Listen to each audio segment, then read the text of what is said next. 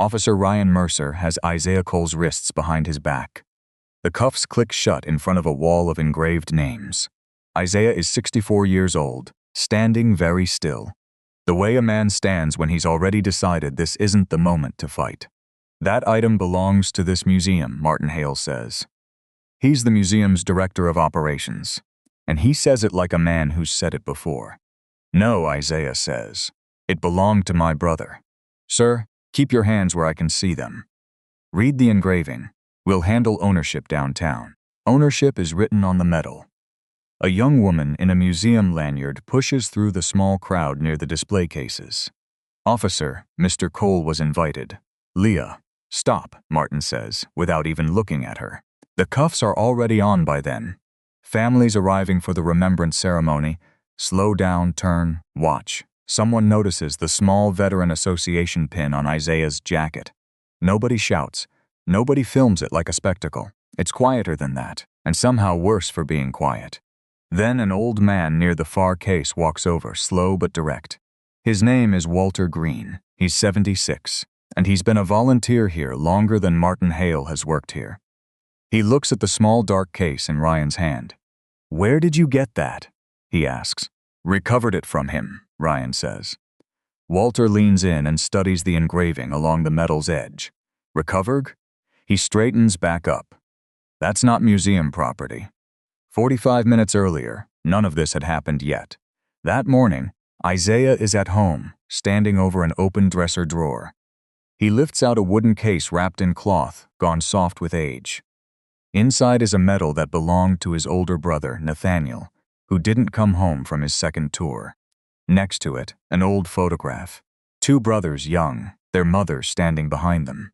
Their mother kept that medal wrapped in that same cloth for the rest of her life. When she passed, it came to Isaiah, along with the understanding that he was the one who'd carry it now. He's never had it appraised. Its value was never that kind of value. He checks the email on his phone one more time before he leaves. The museum's family history curator asked weeks ago if he'd bring the medal in for a digital scan, part of a small exhibit on local families and their service history. Nothing permanent, nothing that involved giving it up.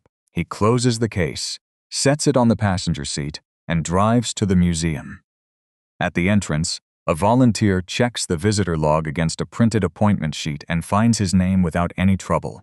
Isaiah signs in.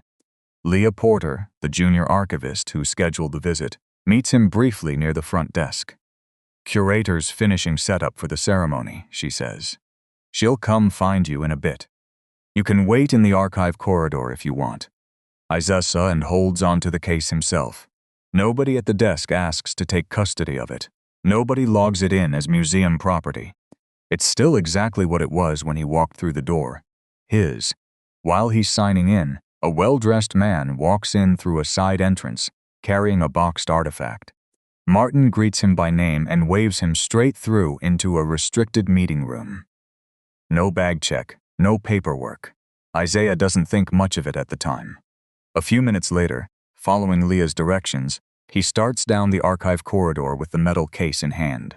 Martin steps into his path. Where are you going with that case?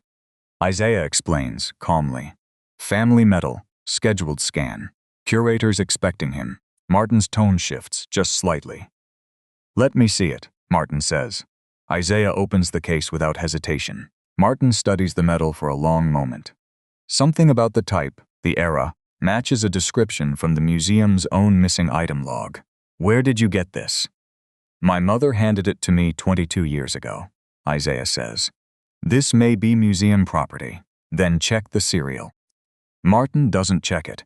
He reaches for his radio instead. The first message that goes out is almost reasonable. Visitor with an unverified medal, possible concern, will advise. By the time Martin relays it to the officers arriving for event security, it's become something else. Possible unauthorized removal of military artifact, he tells them. Nothing was removed, Isaiah says. I walked in, carrying it. I signed the visitor log 10 minutes ago. That hasn't been established, Martin says. It was established at the front desk. There's a visitor log sitting 60 feet away with his name and the time on it. There's front entrance footage that would settle the question in under a minute. Nobody checks either one. Ryan Mercer and his partner, Natalie Chen, arrive a few minutes later. Martin talks first. The medal resembles a missing collection item. Isaiah was found near a restricted corridor. He can't establish lawful possession. No staff member authorized him to remove anything. Isaiah pulls up the email on his phone. Natalie reads it. It says he's bringing a family medal in for a scan. That doesn't prove this is the same item, Martin says. Then read the number, Isaiah says. We're not doing provenance analysis in a hallway, Ryan says. You don't need provenance analysis, Isaiah says. You need 6 digits. That's when Leah reaches them, slightly out of breath. Mr. Cole is here for the scan, she says. I scheduled him myself. You know him? Ryan asks. I scheduled him. She scheduled an appointment, Martin says. She can't confirm ownership of the item itself. The file says privately owned, Leah says. Martin cuts her off before she can say more. Ryan keeps listening to the man with the title instead. We should get the file, Natalie says. After we secure the property, Ryan says. Am I under arrest? Isaiah asks. You're being detained while we investigate suspected theft, Ryan says. Then investigate. Ryan reaches for the case.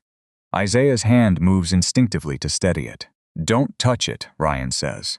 A second later, the cuffs go on. No struggle, no raised voices. Just a quiet click in a hall built to honor people who served. Isaiah glances past the officers and sees a cluster of Gold Star families arriving early, watching now instead of setting up. He lowers his head, not from shame at what he's being accused of, but from the plain indignity of it. That's where we came in.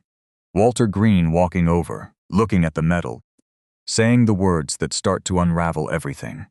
Museum pieces have accession tags sewn into their storage sleeves, Walter says, turning the case toward the light. This one's got a family dedication engraved on the back. Can't family pieces still be donated? Ryan asks. Sure, Walter says, but this one isn't in our accession format. Never has been. He asks for the old physical ledger. Martin says that's not necessary. That's the moment Natalie starts paying closer attention. The ledger gets pulled anyway. Nathaniel Cole's medal, serial number matching the engraving, matching Isaiah's family documents, matching an old photograph showing the same small edge damage still on the case today. And sitting right in the museum's own email records, the message that started this visit. Privately owned item, brought in temporarily for digitization only. The medal is Isaiah's. It was always Isaiah's. Ryan removes the cuffs. Isaiah doesn't rub his wrists or say anything relieved. He just looks at Martin. What medal did you think this was? Nobody answers right away. Investigators ask for the file on whatever item Martin thought he recognized. Medal number M1947-31T, according to the ledger, should be sitting in storage room B. It isn't. No signed movement log, no outgoing loan record, no insurance transfer paperwork. Just a line in a ledger claiming an object is somewhere it clearly isn't. The museum does have a missing medal. It was never Isaiah's. The written security report says, Isaiah was observed carrying a museum artifact out of a restricted collections corridor. The front desk camera tells a different story. Isaiah walks in through the main entrance with the case already in his hand, well before he ever reaches that corridor. The timestamp lines up with his signature in the visitor log, which reads, in Leah's own handwriting, Family Medal, Scan Appointment. The museum had proof, sitting in its own systems, that Isaiah brought the medal in with him. Nobody looked at it until after he'd already been handcuffed. Somebody pulls the footage from earlier that same morning, the donor walking straight past security with a boxed artifact under his arm. No bag check. No provenance questions. A collector who came through later that same week is caught on camera carrying a ceremonial sword into a private viewing, again without a single question asked. No police were called for either one. Isaiah walked in with a scheduled appointment, a signed log, and an email confirming exactly what he was bringing. Within 20 minutes, he was in handcuffs. An investigator finally asks the question sitting underneath all of it. Why was his explanation treated as less credible than everyone else's? Martin says the missing item and the restricted location justified the concern. The footage says Isaiah never got near collection storage at all. The museum's board orders an emergency inventory audit. Most of the collection checks out fine, but a smaller number of items carry labels that don't hold together once you look closely. Duplicate, deaccessioned, transfer pending, provenance unresolved, donor return. The paperwork behind those labels is thin or missing or doesn't match the rest of the file. Some items aren't physically in the building anymore and haven't been for years. Nobody flagged it because the labels were doing exactly what labels are supposed to do, making a question feel already answered. Deaccessioning itself isn't automatically wrong. Museums do it all the time when storage is limited and an item is a genuine duplicate. The problem here is narrower and worse. Board approval is missing in several cases and donor consent is unclear or non-existent. More than one of those items move through the same outside dealer, Victor Lang Antiques. One file in the audit stack catches Isaiah's eye. Ellis James, Purple Heart. Original status, 6-month family loan. Later, extended deposit. Later, ownership unresolved. Finally, duplicate, deaccessioned. Did the family sign off on this? Isaiah asks. Nobody can find a signature anywhere in the file. Years earlier, Margaret Ellis loaned her late husband's Purple Heart to this same museum for a 6-month exhibit honoring local Vietnam veterans. James Ellis served 2 tours. After he passed, Margaret wanted his medal seen, his name remembered alongside the others on that wall. When the exhibit closed, the museum returned her husband's letters and the unit photograph. The medal, they told her, was still being cataloged. Months turned into years, Margaret called.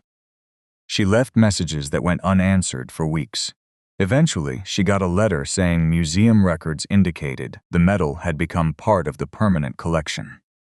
I never gave it away, she told them, more than once. They asked for her copy of the loan agreement. She'd moved twice since then, and the folder had gotten separated from itself somewhere along the way. She talked to a lawyer once, got a sense of the cost, and decided she couldn't keep fighting a paper trail that kept shifting under her. Eventually, she stopped calling. Not because she stopped believing the medal was hers, because there was nowhere left to take that belief. The file calls it an ownership dispute resolved by record. Margaret calls it something else. What happened to her file isn't one dishonest moment. It's a slow drift in the words used to describe the same object. Family loan becomes extended deposit. Extended deposit becomes ownership unresolved. Unresolved becomes institutional property. Institutional property becomes duplicate. Duplicate becomes deaccessioned. Nothing about what actually happened to that medal ever changed.